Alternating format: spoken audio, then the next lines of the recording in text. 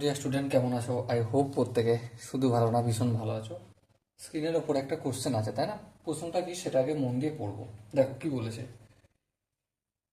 যে সুষম বহুভুজের প্রত্যেকটি বহিক কোণ 12 ডিগ্রি, তার বাহুর সংখ্যা হবে option A, B, C, D. চারটে অপশন আছে, ওকে? দেখো, বহিক কোণের সঙ্গে বাহুর সম্পর্ক কি? বহিক কোণ equal to 360 degree by n. N means বাহু।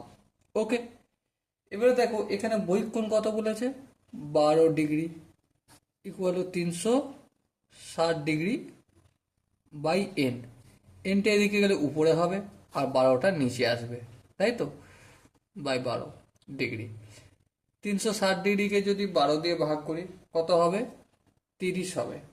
তো বাহুর সংখ্যা কত পেলাম আমি? 30 পেলাম। সো এখানে দেখো যে চারটে অপশন ছিল, তার মধ্যে option B is the right option.